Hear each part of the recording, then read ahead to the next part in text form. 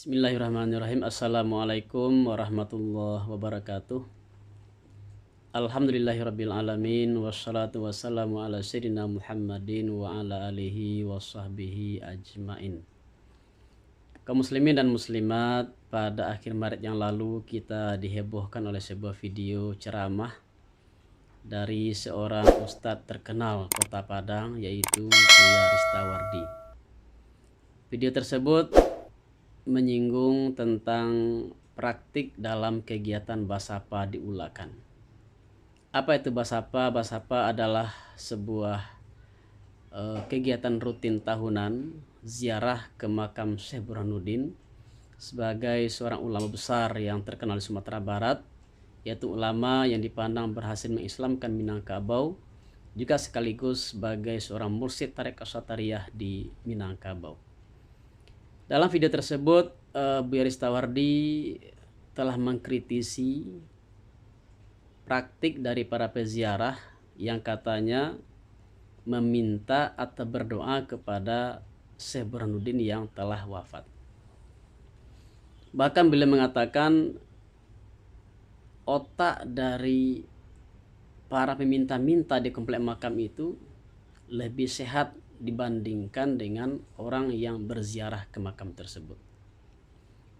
Setelah mendapatkan reaksi, kemudian Pak Datuk ini membuat video klarifikasi permohonan maaf, tetapi beliau tetap pada pendirian bahwa menurutnya tidak boleh bertawasul kepada orang yang sudah wafat.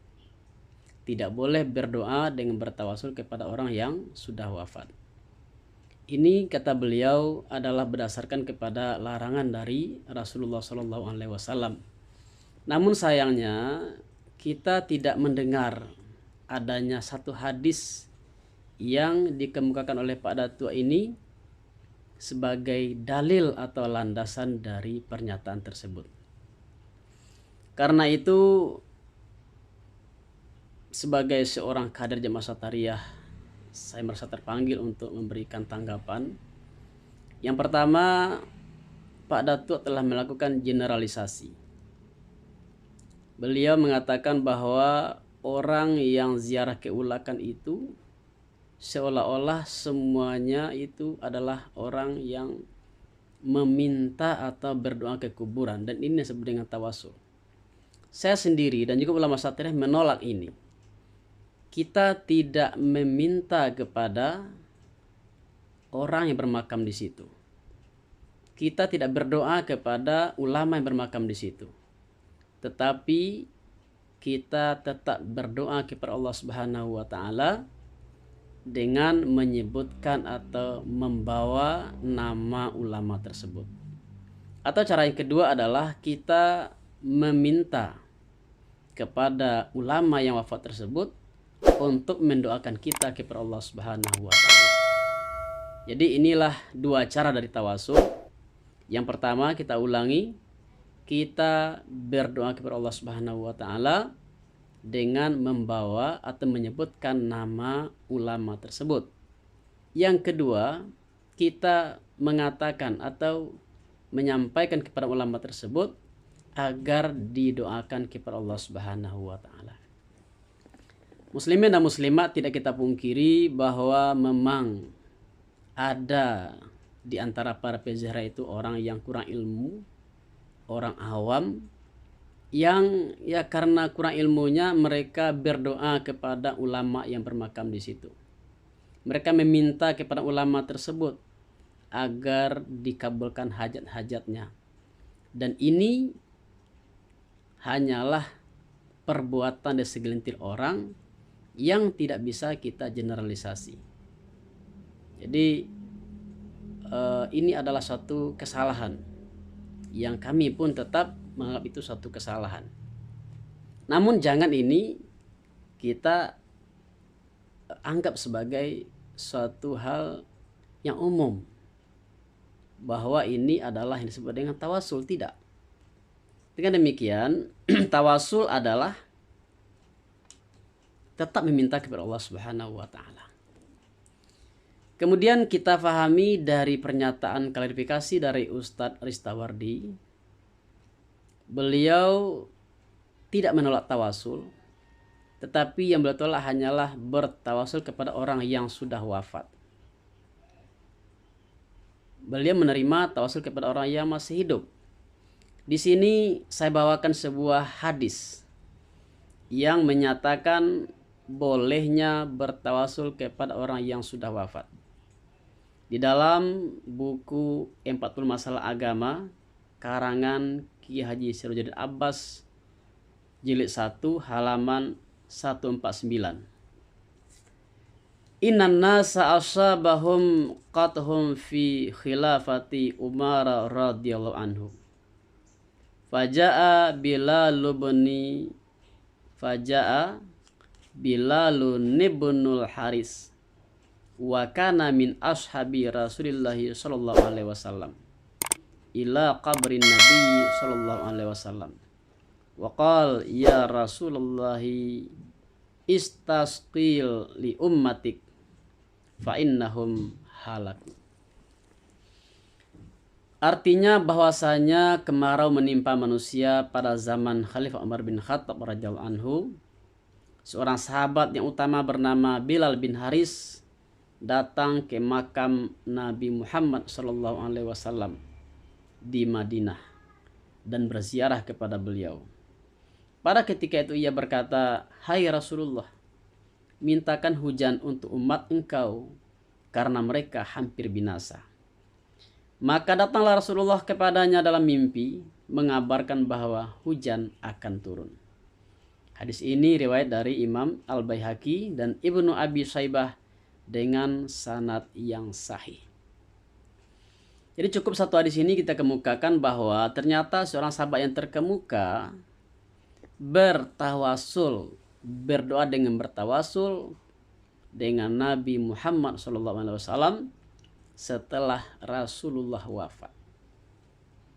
Dengan demikian tertolaklah kritikan dari Ustaz Istawardi yang mengatakan bahwa tidak boleh berdoa dengan bertawasul kepada orang yang sudah wafat. Nah, lalu kalau ada yang menyatakan bahwa ini kan kepada Nabi, sekarang yang dilakukan bukan kepada Nabi tapi kepada makam ulama. Memang, tidakkah kita ingat bahwa ulama itu adalah pewaris para nabi? Nabi dan Rasul, para ulama itu adalah para kekasih Allah. Jika Nabi dan Rasul kekasih Allah, maka ulama juga adalah pewaris para Nabi dan Rasul. Kita meyakini bahwa ulama itu adalah orang yang dikasihi Allah, disayangi Allah. Lalu tidak berbeda ketika dia hidup dan ketika dia mati. Kenapa kita menolak atau membedakan ketika ia hidup dan ketika ia mati? Kalau ia mulia ketika hidup, tentu juga dia akan mulia ketika mati di sisi Allah Subhanahu wa taala. Kemudian juga dalam Islam yang dikatakan mati itu adalah hanya perpisahan antara ruh dan jasad. Jadi sebetulnya kita itu tidak mati.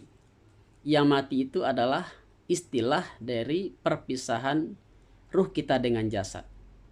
Hakikat diri kita sendiri adalah ruh itu yang tidak mati tetapi tetap hidup. Jadi karena itu kalau kita datang berziarah ke makam para ulama, ke makam para nabi dan rasul misalnya, mereka mengetahui kita datang. Kita bercakap, berbicara dengan mereka, mereka bisa mengetahui. Jadi jangan dianggap bahwa mati itu secara mati dalam artian mereka sudah tidak mengerti lagi, sudah tidak tahu lagi. Mereka masih hidup. Yang hidup itu adalah ruhnya. Sementara walaupun jasadnya sudah hancur ditelan oleh bumi misalnya.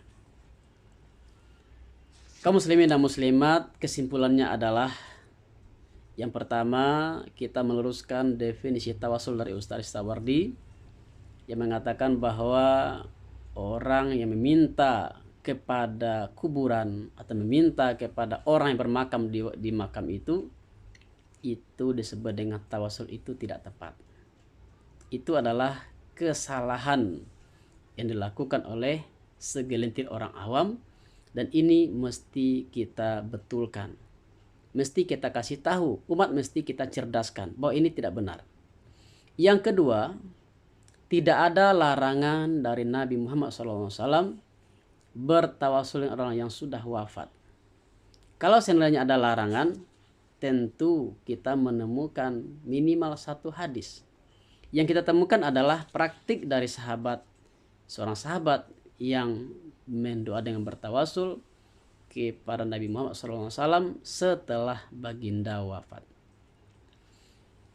Muslimin dan muslimat, melalui video ini saya berharap kepada Pak Datuk untuk kedepannya tidak lagi menyinggung masalah khilafiyah atau masalah fikih, masalah akidah, yang mana masalah ini perlu kepakaran, perlu keahlian. Karena itu saya harapkan juga kalau juga ingin membahas masalah khilafiyah, mohon ditelaah terlebih dahulu, diketahui perbedaan-perbedaan pendapat di kalangan para ulama. Semoga apa yang saya sampaikan ini dapat bermanfaat. Semoga kita bisa saling menghargai, saling menghormati. Jangan sampai di antara kita saling melecehkan, saling meremehkan. Dan dalam hal ini kami dari pihak pengikut tarekat Syadhiliyah merasa tersudutkan, merasa dilecehkan, merasa diremehkan. Walaupun Ustadz sudah minta maaf, tetapi kami perlu juga meluruskan bahwa tidak ada larangan dari Nabi bertawasul dengan orang yang sudah wafat. Assalamualaikum warahmatullahi wabarakatuh.